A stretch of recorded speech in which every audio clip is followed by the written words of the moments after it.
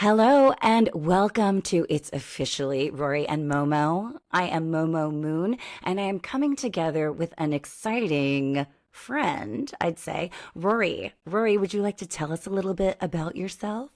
Not you doing my intro. Oh, okay, fine. You do it. That's the thing. See, No, we no, both it's have. fine. I Okay. love that. I love that. That's why we're here.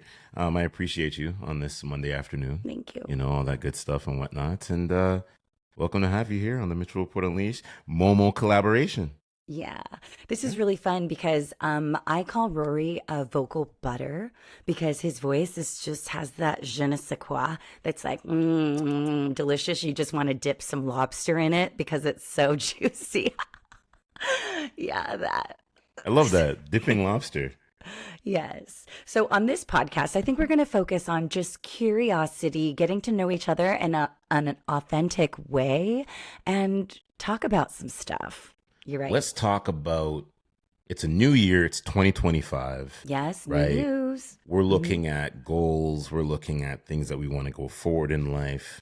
What's the very first thing you're telling someone, especially in this chatter space or worldwide, of like how to be able to set the intention when it comes to getting to that goal? Okay, the first thing, and it's like a word. So what I like to ask people is just what's your word for 2025, right? So like my word this year is action, actionable.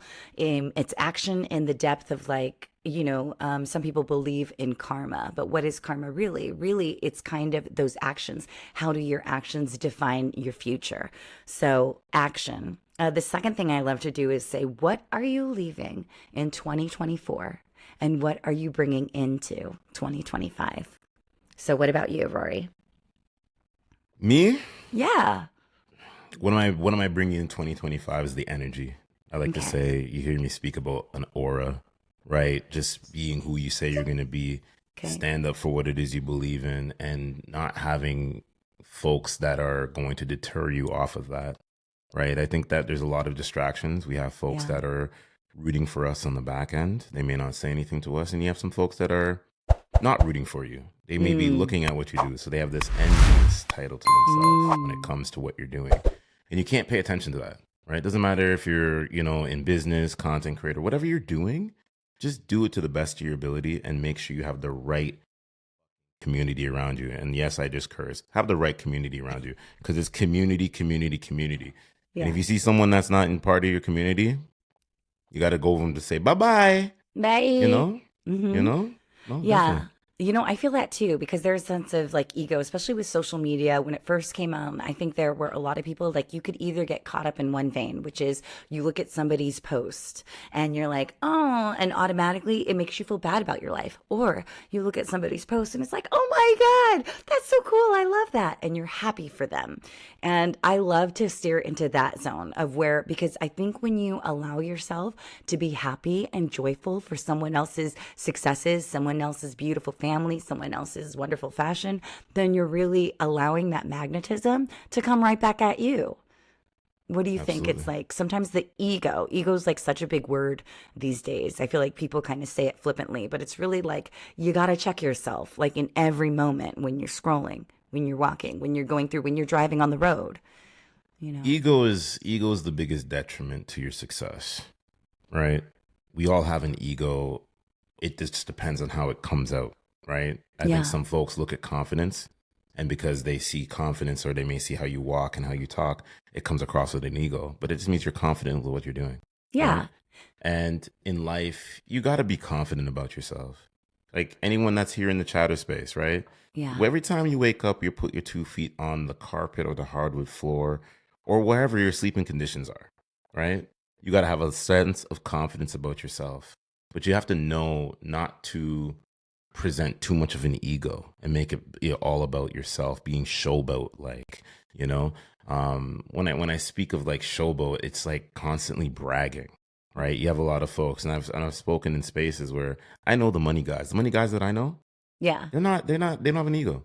They're not Right. about yo, my Lambo, my this, my jet, my yacht, ba ba ba. Cool, we understand. That's what comes in the price of success. Yeah. Or how many places you visited, but how are you Yeah. impacting people around you? What tools are you giving that man, that woman, that child to be able to build? What can they Yeah. take with them? You know? Yeah, there's this article, and I can't remember which billionaire it was, but it was this billionaire that sold something huge, and he had like disappeared and gone to the islands for a while, and he came back, and Loki, he was like in a t-shirt. He had this like huge beard, and just a hat. Like anybody else would think he's a bum, but he's like a multi-billionaire, one of the richest individuals on this planet. And, Loki, that's kind of like, I'd love to be that I'm the same person no matter what level of successful person I'm around. I'm the same person no matter what level of success that I find myself into.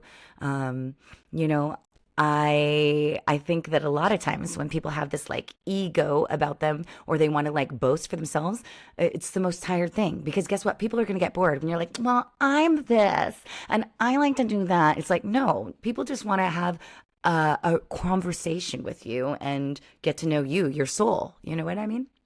No, definitely. So for yourself, right? Because you've been around, you've been on TV, things like that. When you went on TV, Uh-huh. right? And I know you're going to speak to it, right? And things like that. How did you feel coming off of that TV set? And what was one thing you learned about yourself after that? Oh, well, my TV experience was pretty shocking. I mean, the latest one, which was The Price is Right, it was so shocking. I wasn't even thinking about when I went up there, I was so in the moment, I wasn't even thinking about being on camera or how I looked. I was like sweating profusely because I was like so nervous. And um, I think that's what kind of helped me too, was the fact that I was really just in the moment. And actually, I prayed. I prayed to God. I was like, Dear God, I'm up on the stage. I was like, please just help me. I want to win this car. Show me, guide me. And I think that has a lot to do with it. When you connect with a deeper source, someone bigger than yourself, whether it be God, whether it be Buddha, or, whomever you have in your life that's your soul connection. Some indigenous cultures, they were like just connecting with the sun itself, every sunrise and every sunset, which I love to practice as well. And I think when you're connected with a divine source, it makes you realize that, we're all divinely connected, and that although you and I may have some personal differences, that we're really the same, that you are me, I am you, and we are we. And that really just helps you be kind of natural. So that's what I felt like with Drew. When Drew was with me, I was like, oh, you just treat him like a regular human being because that's what we all are. It's just like human in our most humanist form. So that'd And be my that's, little, yeah. I love that you say that because, like, I know some folks, right, that are like really super close to me. They've been on TV, they've been on shows, and you see them like in life, in a Mhm. mall, in an eating spot. There's no ego. It's just, how do I say this? It's just warmth. And then you see like some folks are like, heck, I recognize you from this show, or I recognize you from that commercial, or that Instagram post. And they don't ever let it get to their head, Yep. right? And I think that's what the thing is with success. You can never let it get to your head. Hmm. When you let it get to your head, people are going to look at it and be like, yo, that guy or that girl, man, they're too much. Yo, guys, what's going on? I appreciate you. Thank you. Turn on all bell notifications, subscribe, like, and comment to the podcast. It's the best way to stay up to date. They're too much. It's all Exactly. about them. All about them, you Yeah. know?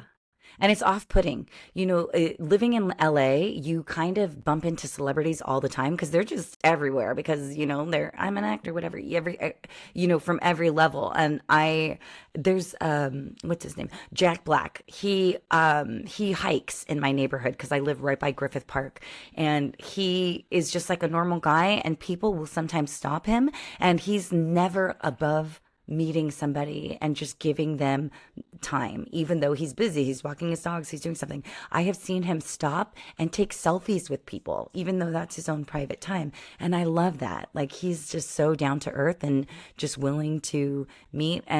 But yeah, back to the Jack Black thing.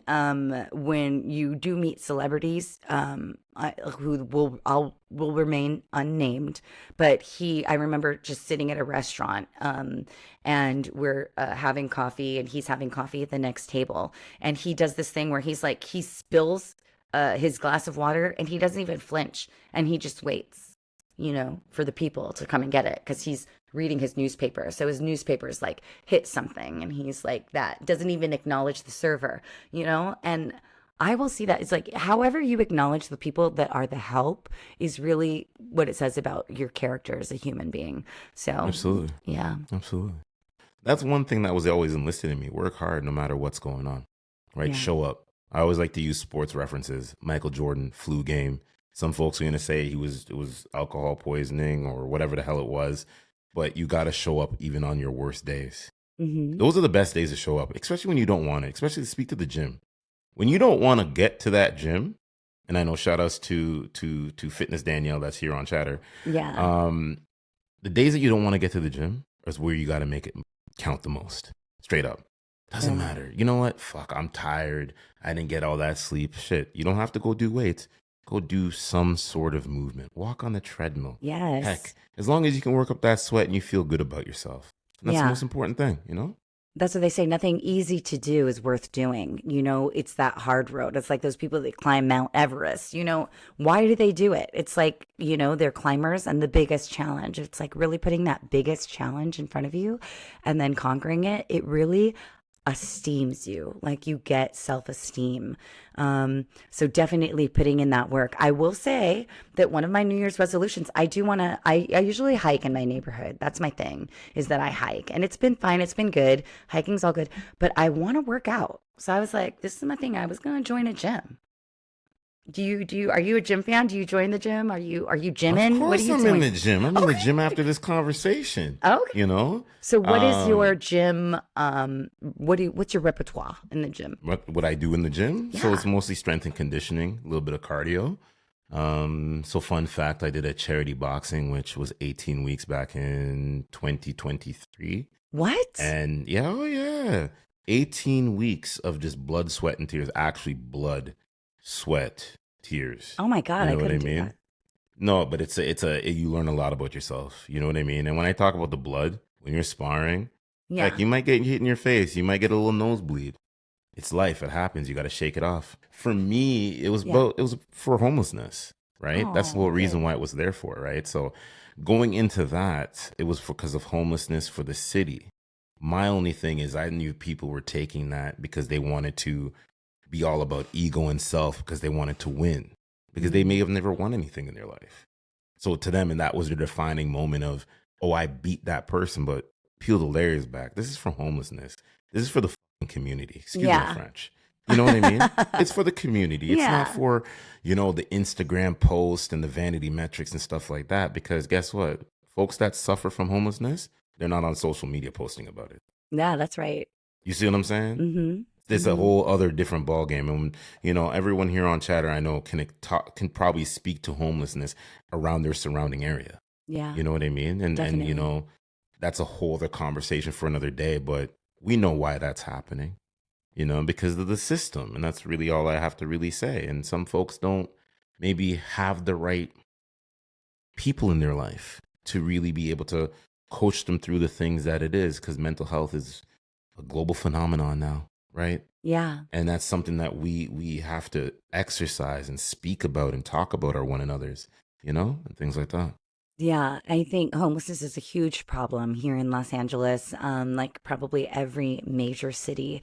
And I've seen it grow so much compared to even in the last 10 years as pre-COVID, post-COVID, like housing has become unavailable. It's like so expensive here that you would probably interact with someone at the grocery store and you have no idea that they're living out of their car and homeless. So it's a really big problem. I'm actually working on a project that is a musical that shines the light on homelessness, but also the abuse of drugs within homeless encampments. I mean, there are literally drug dealers that are poised and positioned in the center of homeless encampments because they keep, some people stay homeless. You need to escape. You have that feeling of, wanting to get out of this reality, and drugs sometimes do it. So there's this huge problem with some newer drugs that basically is like a zombie drug. And you've probably seen pictures of it from out of Oakland, Los Angeles, San Francisco, just to name a few, where, this zombie drug is like taking over. So I'm really happy that you were investing your time and energy to raise funds to help with homelessness because it really matters. It does matter. A lot of Mm. things matter to us, right? We speak about even, charities that are going on in the world, just for a fun fact. I think I've said this on the chatter spaces. I'm a big component of social injustice issues. That's the whole Okay. reason why this podcast started. On the heels of Colin Kaepernick 2016, taking the knee, national anthem, things like that. And, leading up to all of that, I seen a lot where a lot of folks had a lot of different things to say. I'm not trying to make this a sports conversation, but it was about the person. Yeah. Oh, he's not who he says he is. He's not even black. He's brown. He's this, he's that. It's the message that he was delivering to the general public, to the whole entire world. You see what I'm saying? Yeah. And what he did was spearhead a movement that was later censored because, well, who's this quarterback that plays for the 49ers that's going to come in and tell us what we're supposed to do with the national anthem? Peel the Right. layers back. Oh, say, can you see? Identify the whole national anthem. You'll see exactly what they're standing up for. You know what I mean? That's the reason why it's something like that, to be so courageous, to take that knee, to battle against the opposition. Shout outs to him, Oh, that's huge. You're breaking into a new subject because I could go on and on kind of about that. You were talking layers of the onion and peeling that back because there's so much, that we can be awoken to.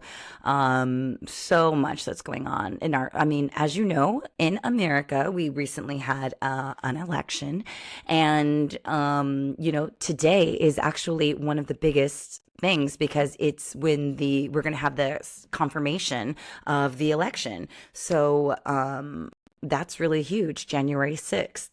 I don't want to really get into politics so much because that's kind of could be a whole nother topic, but there is something to be said about there were a whole lot of people, and I was really shocked to hear this, people that told me that they didn't vote. They didn't like either of the candidates, and so they just didn't vote. What do you think about that? I know you're not American, but you guys get to vote in Canada as well. What do you think about someone who doesn't vote? I don't think they should have an actual say of what happens if you're not going to vote. So here's the thing I always like to say, peel the layers back a little bit. Canada might be the 51st state by the end of the year. I'm joking. It probably won't No, happen just yet. But I good old Donald said, Canada could be 51st. no way. Are you serious? Why not? Well, because Canada is so rich with all of its natural resources. It's so huge. It's literally the size of the U.S. Why in the world would they, accept being a state of another country?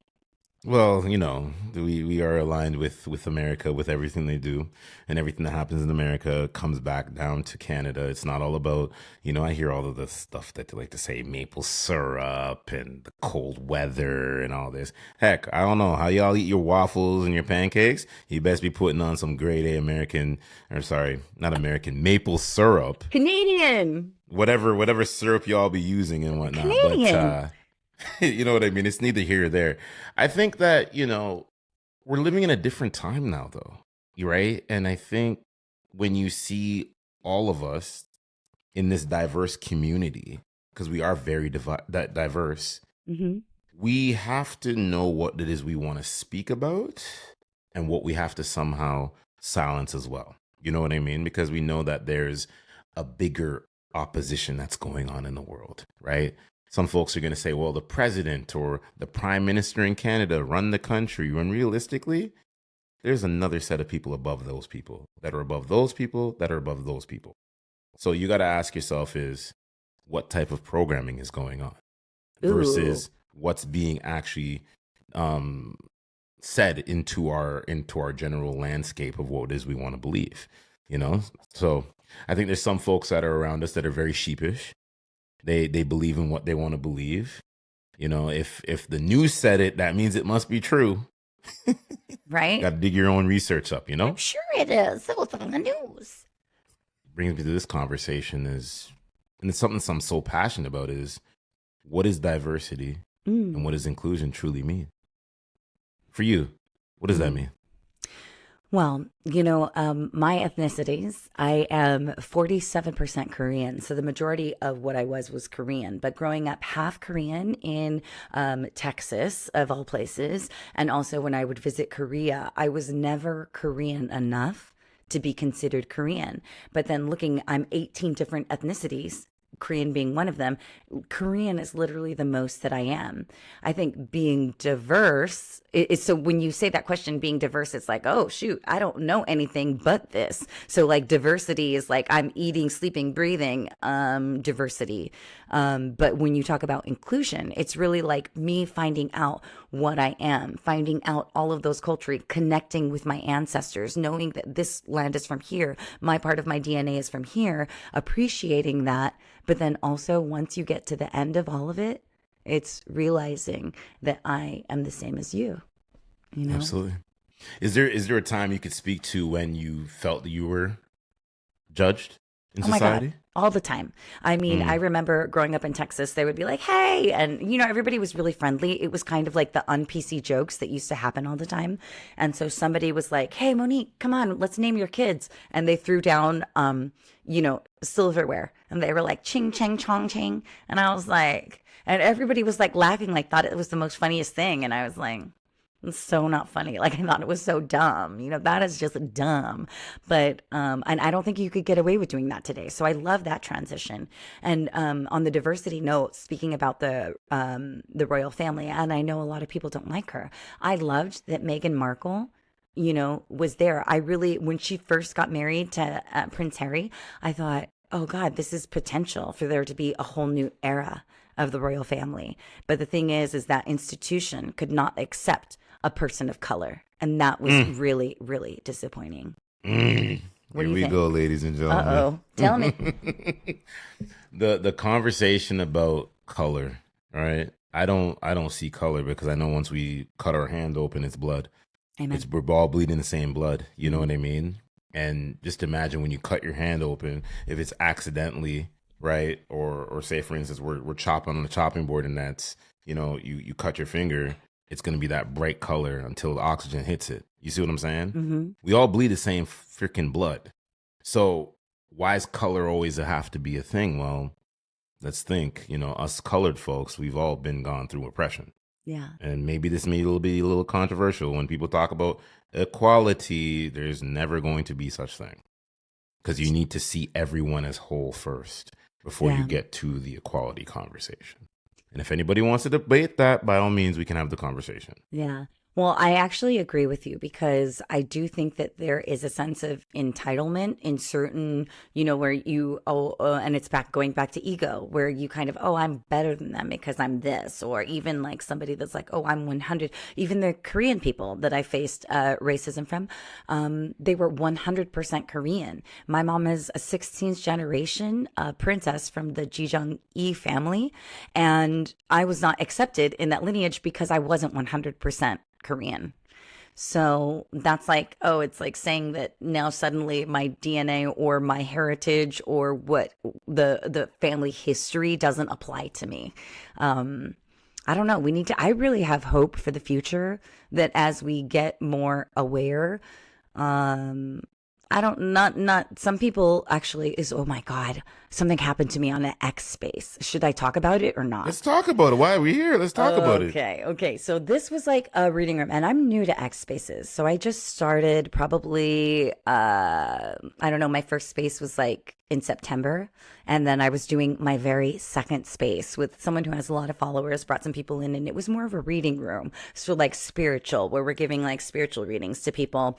And this guy, we've done like about 5 of them already. And so then this guy, I was getting like, lots of information from. And so I was like kind of laying him down. He's like, oh my God, that's so true to what I'm doing because I have got on X because I have a message for people. And I was like, oh, and I go to his page and it's literally like a Nazi march. And he's talking about the replacement theory. He's like, there are only 7% of white people here on the planet. And we really need to fix that. And I was like, wait, how did this spiritually love unity space suddenly turn into this? And I literally stopped in my tracks, and me and my friend, we had to school him. We had to stop it where it lies because it was so wrong on so many levels, in our opinion, that we could not have it in our space. But I was really shocked that he, and my friend is Colombian, like, what in the world? Why would he ever talk about this to us, thinking that it would be okay, that we would be open to his, stance? It's like, I don't know. It was like baffling to me. But to think that there is movements like this, and I was telling him, I am 18 different ethnicities, and my husband comes from Switzerland and Germany. And when he did his DNA, he was 99.9% Germanic. And he was like, well, see, your husband probably understands, and he's probably calling out for his white brethren so that we can build the white people, doesn't he? Doesn't he? And I was like, no, he doesn't actually. He is not like that at all. And I was really shocked to see this movement happening. And I'm like, oh my God. Rory, can you believe that? I think what you're speaking to is that the way that relationships are viewed. It's funny how we ebbs and flows with everything we're talking about because there's a lot of interracial relationships Yeah. happening. So what do you think is going to happen to the certain offspring, the most dominant offspring? Whatever dominant, if you're white or you're black or whatever, it's slowly going to pull away because now we are in this conversation where we may want to date someone that's a different ethnicity, right? I know growing Yes. up back in the day, there was this, black, black man, black woman. Okay, I get that. Or whites should stick to each other or whoever. That was segregation. Mm-hmm. So you should be able to date whoever the hell you want to date at the end of the day. You know what I Yeah. mean? Yeah. There shouldn't be no question by society. I get it. Maybe your parents want to get involved. I'll date. Some folks still have that traditional theory. You should be dating within your own kind. No, no, no, no, no, no. Hell no. Wake it No. up. You date who you feel like you fall in love with. Whoever your heart's attracted to is who you fall in love with. Yeah. Have you seen that Loving documentary? It's like the Loving couple. It was like in the late 60s. There was this white man and this black woman, and they literally had to fight just to be together because I like can't imagine that in the late 60s that anybody would say no, you cannot be with this person because it's a different race. But that was happening, and I was on tour with this Christian singing group, and I will never forget the day that the pastor's son, who was kind of the one that was organizing and driving the tour, the person that we were like, he was like the face of what we were presenting to all of America. He was like, I don't believe in interracial marriages, and when I get married, I'm going to marry somebody white. And I was like, wait, what do you mean you don't believe in it? Like, what's to believe in? Like, I'm here standing before you, an interracial person, and I just didn't understand. I couldn't contemplate. I couldn't compute that there would still be somebody this day and age, and that was like in the 2000s, that would say that and to my face and be so like blatant about it. You know how you end racism? I'm going to say this, and this is just my opinion, Okay. right? And again, if anyone wants to challenge this, by all means, go right ahead. The more interracial relationships you have, it slowly is going to streamline racism not to be there anymore. Because then when you look at mom or you look at dad and you're different colors and you're growing up, you get the best of both worlds, right? So when you go to school and whatever, if you identify if you're light-skinned child, your white counterparts or whoever can't look at you and be like, "Oh, well, why do you look black?" But technically you're not black, you're technically mulatto or you're of a lighter skin complexion. And then you can have those conversations in the schoolyard. Because don't think kids ain't wanting to understand. Well, guess what? My mom is white, my dad is black, or vice versa. Mm-hmm. There's nothing wrong with it. You But know what? it's the ignorancy that's enlisted in our brain to where it's like, oh well, there's something wrong with it. Come Yeah. on now, get out of here. And I'm like, I'm hearing Whitney Houston, I believe the children are our future. Because kids, I will say that my kids their friends are like of all races. And I don't think anybody judges, of who they can be friends with or who they won't be friends with because of their race. And that's what I think is really beautiful about the kids these days is that the ethnic tapestry it's like so it's so diverse, it's so unique. That everybody's coming to it with a unique that they don't see race as much. That's what I find, and I have two kids, so that's really promising. No, for sure, for sure. I can't believe time has flown so fast doing this podcast with you, Rory. It's a great conversation. That's what happens. It takes the best of both people to bring this out. You know what I mean? And this is the thing. Like, I'll say this real quick. I chose to do this back in 2016, sitting in the backyard, and just opened up my laptop and I said, "Hey, listen, something was coming." And it was met with a lot of resistance, my first episode that I did. Uh-oh. Right. And, a lot of folks were like, well, why are you jumping down the rabbit hole talking about social injustice issues? Why are you talking about, all of these civil rights type of movies as a Canadian, as a Black man? At the end of the day, 2020 comes around. We're talking about George Floyd. How do now people feel? Like I had to look at, so this may come a little personal here. I'll give some people Please. his tea leaves. Yeah. I was in the gym, first gym I worked in. He was a friend of mine, right? And he was the very first person that said, shouldn't be talking about this stuff as a Black man in Canada. How do you feel now? Because what he jeopardized is our friendship. He jeopardized the way that gym should be now, where it is in the city. That gym should be at the pinnacle. But it's because he doesn't know how to cultivate and nurture those key relationships. And I still say this, wherever he is to this day, whatever he's doing, it's peace. Yeah. It's always love. It's always peace. It's always prosperity. But you don't have the ability or near the radius to be able to simply sit here and get close to me. Even though he loosens up the little block feature, he did all of that stuff. But I just laugh at it now. I'm like, you watching me. Keep You a it fan, like moving. Kendrick Lamar said, right? He's a fan. He's a fan. What? Not you quoting Kendrick Lamar. What? See, they don't know about this here. Okay. I thought you were solely Drake, but you obviously got those layers. We are peeling all of the layers with you. I also will agree. We were talking about what are you leaving in 2025 and what are you bringing in? One of my friends, he was saying that he's leaving behind toxic relationships that don't serve betterments of lifestyles of what's going on in 2025. So I definitely agree with that, where it's kind Absolutely. of like I don't have patience. I don't have patience for it anymore. And it doesn't need to be a big ceremony. I'm like, excuse me, I'm not going to talk to you because you're this and this and this. It's like, I love you as a human and I wish you the best. Absolutely. Yeah. I'll say this to you, Momo, just Okay. making the connection, chatter, things like that, doing this podcast, all of that great stuff. Your content's my content. That's always how it's always is with anyone that comes on the platform and things like that. It just speaks to the community. It speaks to the building. You know what I mean? Impromptu podcast. And we're going to do this again. I'm going to tell you that right now. Oh, I And love anyone in the it. space, if you want to get into the realm of this, let's do it. You know what I Yeah. mean? All it takes is the Chatter app. It takes me sending you the Riverside link and we record. And that's what we do. I love it. And it can be about whatever you want to talk about. It's not about just grilling Rory or teasing me. I get that's what y'all want to do. But no, we're here to talk. We'll have a conversation, That's what I feel about 2025 too. It's all about collaboration. I'm collaborating musically with people, podcasts like yourself, everybody that we have back in social audio on your Instagram, really expanding who you are and doing it with intention and purpose. So if you guys want to get on board with that, we are here for it. We will hold space for you here on It's Officially Rory and Momo. So, I feel blessed. What about you? I feel great too. Come on now. Yeah. This is, you know what I look at this as? What? The days that you don't necessarily want to show up. Not saying I wasn't going to show up today, but this is just, I love having conversations like this because you get that next side of me. There's the chatter side of me. Not saying I have multiple personalities, But you I kind of do. have where, I'm well, I just have kidding. where I'm top left, right?